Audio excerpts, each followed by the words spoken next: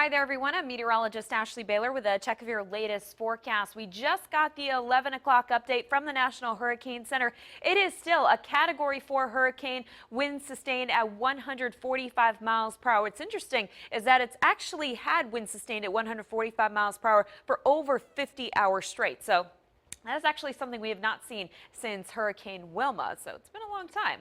Now, as we put a forecast track on this for you, you can see it's now moving north at 5 miles per hour. So now it's moving more on a northerly track, but it's still not moving very fast. So as I've been saying, it has a lot of time to drop a lot of water on these islands down there. In fact, parts of Jamaica, in fact, all of Jamaica really, parts of Cuba, parts of Haiti, and the Bahamas could potentially see over 20 inches of rain. So you're talking about mudslides and also talking about damaging winds.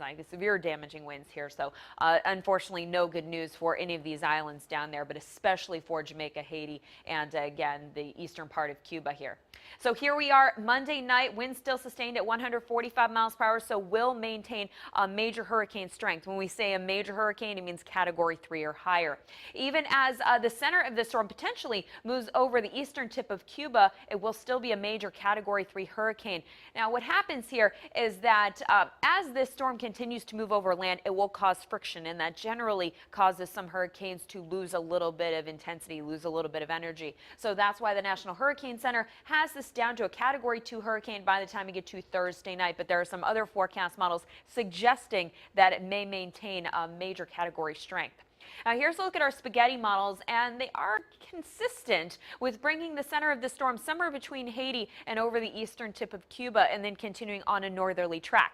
Now from there, it looks like once the storm gets to about, I would say, off the coast of Myrtle Beach or Wilmington, North Carolina, most of the models have a kind of curving out somewhere between the Outer Banks and Bermuda. That would certainly be more ideal for us, but we will still see some effects from Hurricane Matthew in the form of light rain, talking about some very strong winds here. I don't want to throw any numbers out at you just yet, because the center of this storm is heavily dependent on how strong the winds are going to be. You know, whether we see 40 to 50 mile per hour winds versus 60 to 80 mile per hour winds. That's why I don't want to throw any numbers out there just yet. But either way, we are going to see some effects, not only with rain and wind, but also with rough surf, strong rip currents, and some tidal flooding, unfortunately.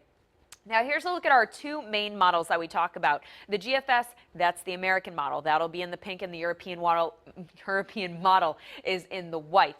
Now, as you can see, they again are very consistent with bringing the center of this storm somewhere between Haiti and Cuba. Now watch as we get towards Saturday. It looks like the GFS really starts to pick up in speed here and start to move farther offshore, whereas the European model kind of slows down a little bit. It really hasn't maintaining its slow speed here, and then just off the coast of the Carolinas by then. So that's what's interesting, is that both those models are consistent until we get to about Friday, and then they start to diverge a little bit. Now we do have to talk about tidal flooding. By the time we get to Monday night, right around 11:30, there will be some nuisance tidal flooding out there. Gets a little bit worse during the day on Tuesday. You can see Tuesday right around lunchtime, water levels are crest at 4.6 feet, indicating minor tidal flooding, and that'll be the case once again as we get towards midnight on Wednesday.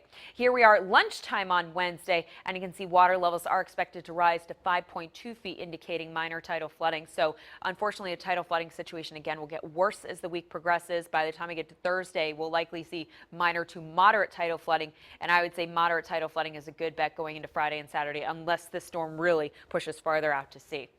Here's a look at our future track forecast. So heading into Monday, our future track forecast, a little bit eager to get some showers in here tomorrow. I'm more optimistic for a mix of sun and clouds with just a chance of a couple stray showers. Things are looking a little bit better as we head towards Tuesday. We'll see more sunshine there, but then we do have to talk about a chance for some isolated showers late in the day on Wednesday and Thursday, keeping a few showers in the forecast on Friday. Saturday, that's the day to watch. That's the day we would be most impacted by Hurricane Matthew, unless, again, it significantly slows down. Then that time period will be pushed back a little bit.